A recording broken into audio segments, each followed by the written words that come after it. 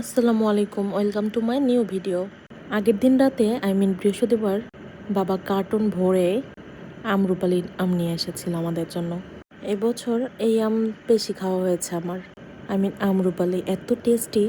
আমি কিন্তু তেমন একটা আম খাই না, তবে এই আমগুলো ট্রাই না করেও পারি না।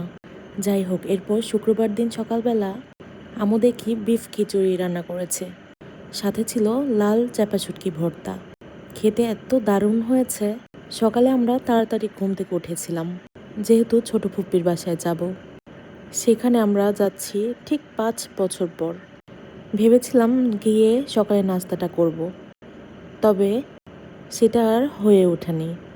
যাই হোক, এই তো সেজে গুজে বের হয়ে গিয়েছিলাম। গাড়িতে বসে টিকটক করা তো ম্যান্ডেটরি। প্রচণ্ড ক্ষুধাও পেয়েছিল গাড়িতে বসে, আর পথ যেমন শেষই হচ্ছিল না।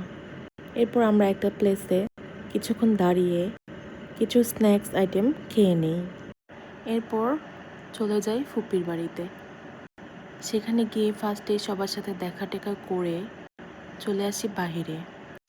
প্রচণ্ড লেভেলের গরম ছিল, তাই ভাবলাম কিছু পিকচার ক্লিক করি আর রিলস মেক করে ঘরে চলে যাব, যেহেতু অলরেডি 3টা বেজে গিয়েছিল। টেবিলে খাবার সার্ভ করে দেওয়া হয়েছিল। ফুপি অনেক মজার মজার আইটেম করেছে।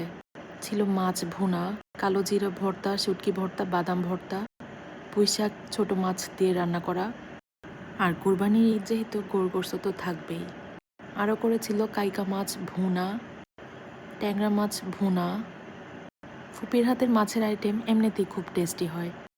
আরও ছিল ডিম ভুনা আর রোস্ট তো ম্যান্ডেটরি। দাওয়াত বাড়ি আর রোস্ট হবে না তা কি হয়? এরপর আমি প্লেটে একের পর এক আইটেম নিচ্ছিলাম আর খাচ্ছিলাম। এত এত আইটেম ছিল, খেয়ে শেষ করতে পারছিলাম না। ও হ্যাঁ, বেগুন ভাজা আর কোল্ড ড্রিঙ্কসও ছিল। এরপর খেয়ে দিয়ে ড্রেস চেঞ্জ করে বাইরে চলে আসি সবার সাথে ফটোশ্যুট করতে। এই তো এখানে আমরা সব কাজিনরা, সবাই বললে ভুল হবে, অনেকেই এখানে মিসিং ছিল। এই তো সবাই মিলে টিকটক করছিলাম, ফান করছিলাম, পিকচার ক্লিক করছিলাম। আমি ভয়েস ওভার দিচ্ছি আর আমার হাজব্যান্ড পাশে বসে কার্টুন দেখছে। Ignore it. সব কাজিনরা একসাথে হলে আমরা একদম যেন ছোটবেলায় চলে যাই।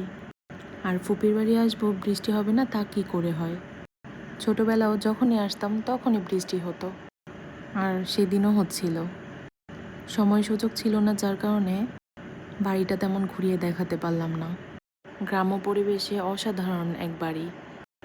পাশেই জোয়ারের পানি আসে, এক সাইডে জোয়ারের পানি আর অন্য সাইডে বিল। কি অসাধারণ যে পরিবেশটা!